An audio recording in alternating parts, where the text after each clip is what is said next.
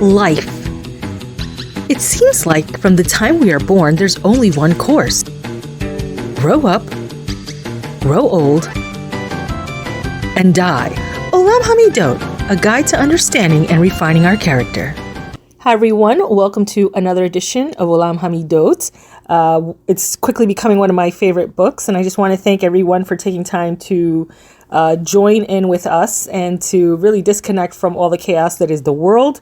And though it may look like chaos, I have been assured by the sages that Hashem is in control, and indeed He is.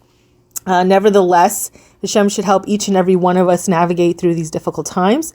And I pray that you will, with Hashem's help, find happier times in your life and more peaceful waters ahead, right? And if you're new to this channel, I would humbly ask that you would click subscribe. And you can be notified of upcoming episodes. And today we're on chapter 3, and we're talking about how do we perfect ourselves. And it states the process of perfecting Middot. And says, what is the process of correcting one's Middot? The Rambam in Hilchos Dios 1.5 writes that people naturally have different personalities. Some are quick to anger, while others rarely lose themselves. Some are arrogant, while others are humble. Some people's desires cannot be quenched, while others are satisfied with very little. Some will starve themselves in order to save money, and others will spend frivolously. Every person is different and has his own set of character traits. And I can tell you, I probably checked the boxes on all the not so positive ones. I don't know about you guys, but it says, it follows, therefore, that each person faces his own unique challenges along his path to pursuing perfection, and each person should find his own approach to overcoming these challenges. Yet we all have the same basic challenge, to work on ourselves until we perfect our own Middot. As we noted above, the word Middot literally means measures. For there is no midah, there is entirely bad or entirely good. Each midah can be positive or negative depending on the time and place. And now we spoke about that in previous episodes about knowing when to hold them and knowing when to fold them.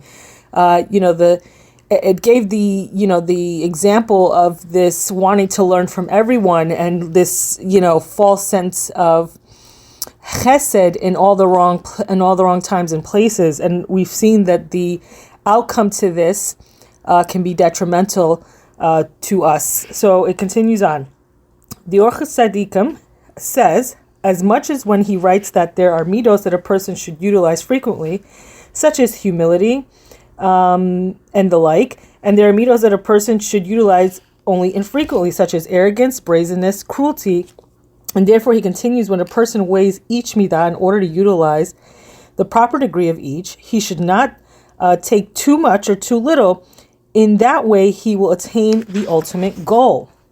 It says, by the way of illustration, patience and forbearance is usually a very good midah, but at times when it comes to a mitzvah, a person has to act harshly.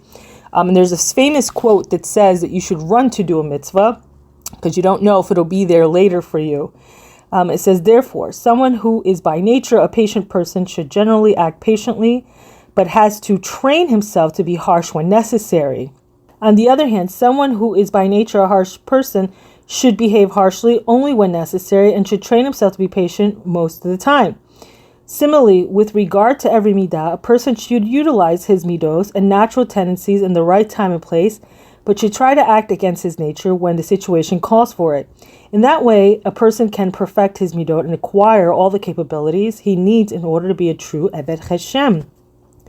Every situation in which a person finds himself requires a different mode of behavior, and only when one who has control over his middot is capable of behaving correctly in every circumstance.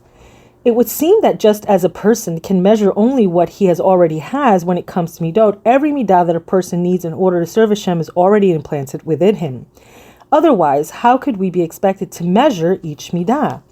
A person's capabilities are immeasurable, and his mission is to bring forth those incredible capabilities from potential to reality by applying them to himself. Now, I got to tell you, this really is the tafkid of every person, not just every Jew. Now, we were talking about measures. I'd like you to really imagine, the scales of justice, right? The ones that They go up and down, depending on how much weight you put on each side. And the true test for every person is to bring them into balance. And then I believe after that, the real test is that you have to know how to apply which to which. When do you put more? When do you put less? And this becomes challenging. For instance, my brother, he has this need to please everyone, and he's so afraid to disappoint anyone or to have these harsh conversations with people who really do need to have harsh conversations. I remember giving him advice. Now, of course, advice is always easier said than done, but it's getting comfortable with being uncomfortable, right? Like sometimes you just have to have these conversations with people. And it's always those conversations you're always looking to push off, because you just feel like, once you go there, who knows, maybe you'll explode, but this is exactly what the Rav is talking about: how to put these into control, how to pull back when you need to, how to apply, press the gas and pump the brakes. And that is a test for everyone. So it states, free will means no excuses. The outlook of the nations of the world, especially in our times, is a diametric opposite. In their view, a person should behave only according to his nature, his upbringing, and the like. But the Torah view is that each person has free will and the ability to change himself. A person cannot absolve himself by saying, "This is how I was created, what should I do?" Excuses like these are false, and it may take time and patience, but we should never limit our abilities. For instance, a shy person cannot say that he is unable to speak in public, and a stingy person cannot say it's impossible for him to be generous. Rather, he has to work on himself until it perfects each and every midah, right? And so it's just like the Rav said, we are capable of everything, which I think is really encouraging. For somebody myself, I always say that there are certain things that I know right off the bat that I would, when I see in somebody else, that I would love to be more like. And it's good to know that I already have those traits within me. It's just a matter of working on them. So it states, this is not an easy task indeed. Rav Israel Salanter is quoted as having said, "It's harder to fix a single midah than to learn all of Shas." In this regard, unfortunately, we find that some people at the age of 50 are still the same stage that they were when they were 15, with the same midot: anger, jealousy, cowardice, and so on, and each person according to his inborn nature. And I used to have this fight with my spouse all the time. And he says, you change. And I said, Baruch Hashem, that's exactly what we're supposed to be doing. We're supposed to be changing. Who wants to be their same self all the time, never having worked on themselves? And we can all agree that our younger self was, there was a lot to fix in our younger selves. So it says, this phenomenon exists even among those who immerse themselves in Torah mitzvot. For if they do not rectify and work on their middos, they cannot possibly overcome their natural tendencies. These people need to review the words of the Vilna Gaon, who quoted, "The reason a person is alive is so that he can correct a midah that has not yet been rectified. Therefore, a person must constantly strengthen himself in this regard. And if he doesn't, what purpose is it to his life? How does a person come to rectify his midot?" It would seem that midot are primarily emotions of the heart. The Or Tzadikim states in his introduction, the heart has many midot, such as arrogance, humility, memory, and forgetfulness, anguish, joy, shyness, brazenness, and many more. Yet the heart can only operate based on what the mind understands. For instance, if a person finds a large sum of money, his mind understands that this is something fortuitous, and the positive message is transmitted to the heart, which then he feels joy. Conversely, if a person loses a large sum of money, his mind understands that this is unfortunate, and he sends a negative message to the heart, which feels sadness. Now, this is very deep if you actually think about it, because this, I think, for myself, is probably one of the hardest things to work on, right? When things don't seem like they're going your way, how do you stay positive? And I think that this is where he's headed with this, there are times where, again, we'll go back to the opening. This world seems very topsy-turvy. How do we keep ourselves positive and always knowing that Hashem is in control, not feeling down when we hear bad news? And that's not to say that certain situations don't require that you should feel bad. But certainly there are times I think that we take it to the extreme. And so this, I believe, is a good lesson for myself in particular. I'm sure many people who are listening will probably agree. And it says, while there are many times when a person needs to temporarily close off his emotions, a person generally a person's general avoda is not to block or suppress his emotions. On the contrary, it's very important that a person experience emotion. Rather, his avoda is to gain control over his emotions, to be happy when joy is appropriate, to be sad when sadness is appropriate. How does a person gain control of his emotions? Through the king of the limbs, which is his intellect. Returning to the example of the person who is upset because he lost money, the reason for his sadness is that the mind recognizes that this is a negative occurrence. If, however, it had been clear to him that whatever Hashem does is for the good, as brought down in Berachos 60b, he would not have been sad at all. And similarly, with regard to every midah, a person has to work on adopting the proper mental attitudes that will lead to the heart and feel the correct emotion. So it says before, during, and after. It says the time to work on this is before, during, after every nisayon. And nisayon is a test. And it says before a person encounters an nisayon, he should recognize and establish in his mind the prohibition of bad midot. For instance, if a person wishes to overcome anger, he should learn statements of the Chazal or Gedolim that discuss the severity of the midah of kas. Such a statement, one who becomes angry is akin to one who serves idol. And this is brought down in Rambam Hilchos Dios 2:3. Knowing this obligates him to learn how to conquer his anger, and he should then contemplate ideas that help him eliminate anger, such as the teaching of the sefer Chahinuch, and this is brought down in Mitzvah 241. This is the forbidden to take revenge, because everything that happens to a person is from Hashem, and Hashem wanted him to experience this distress. And I think for many of us that becomes very difficult, right? I remember when I was really starting to learn this concept of everything coming from Hashem, I remember going through a period of mourning with Hashem, because I felt, at the time, I remember feeling disappointed, right? Like, you mean Hashem wanted this to happen to me? So, in the end, it did all turn out to be good. But I got to tell you, I think there's a lot of people out there who are struggling with that concept, that everything is coming to you via Hashem.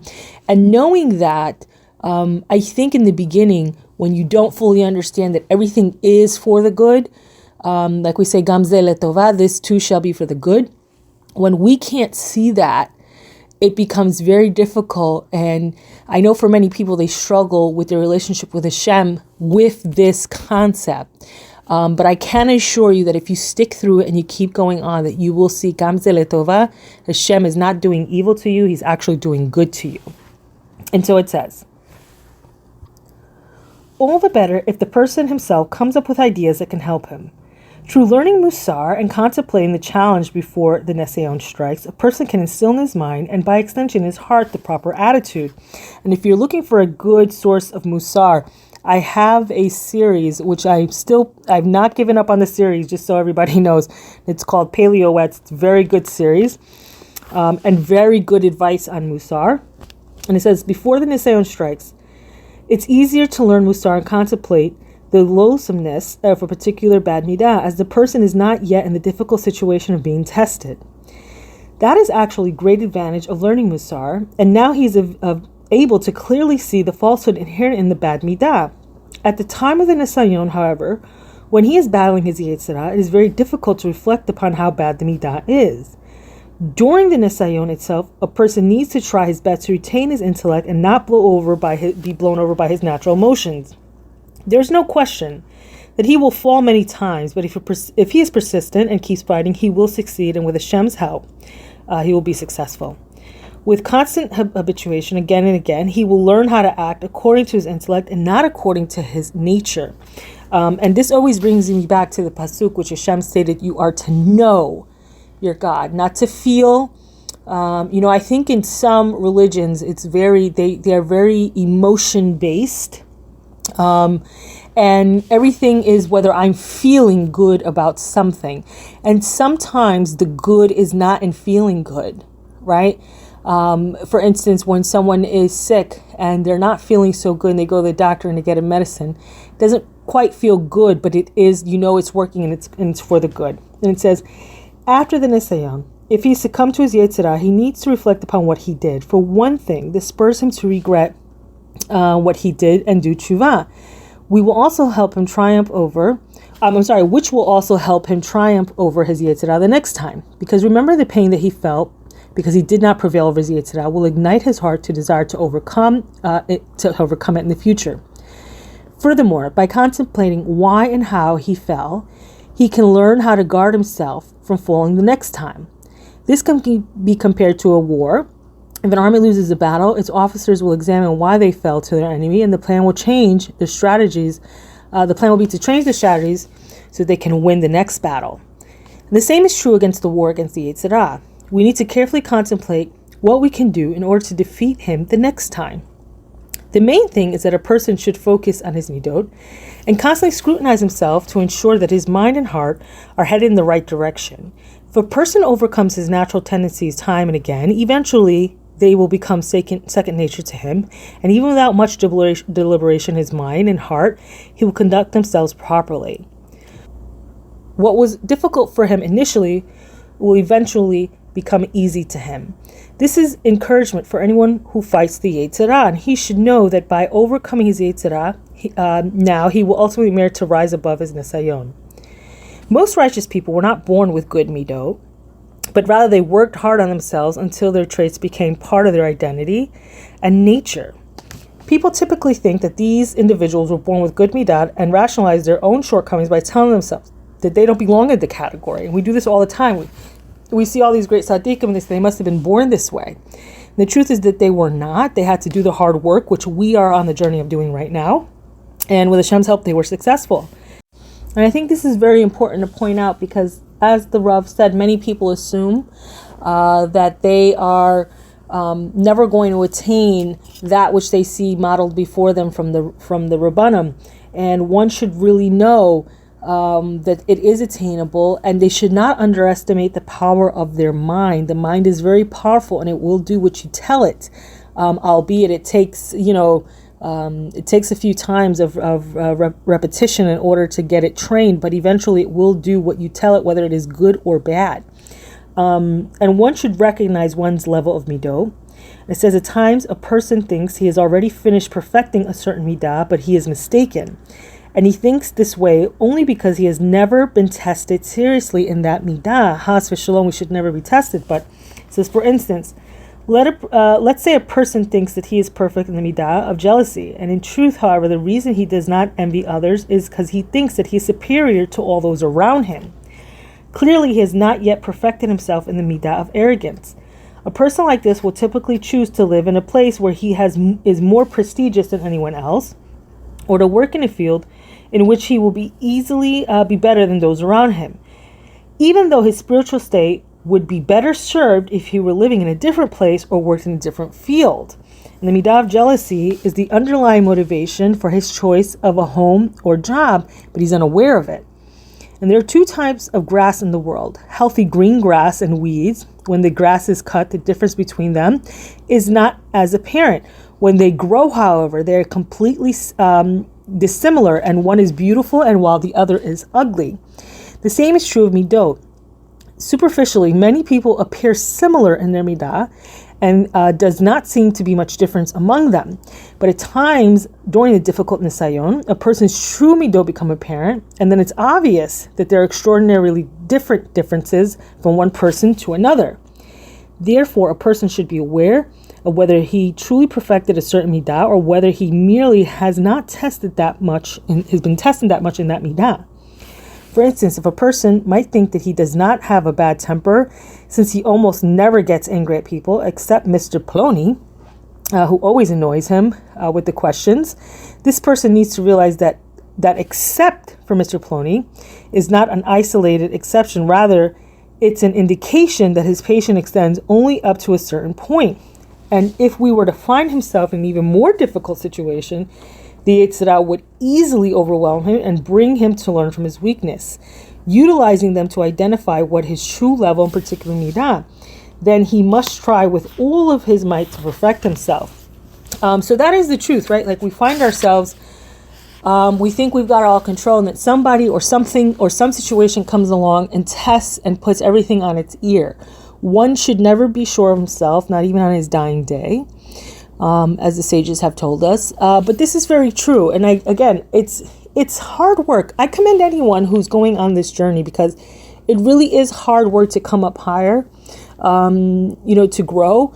And with Hashem's help, though, I pray that he will. But that's very interesting, right? The weeds in the grass, that's very true. When they are cut low, you can't even tell what's what. It's not until they grow and they grow taller. And then you really see it. So I think that, this really was eye-opening, at least for me, that statement. But that's it for today, and I hope we'll all be together again soon. Bezrat Hashem. If you've enjoyed this video or know someone who would, please share it. Sikul mitzvot. If you'd like to be notified of upcoming episodes, click subscribe to be notified.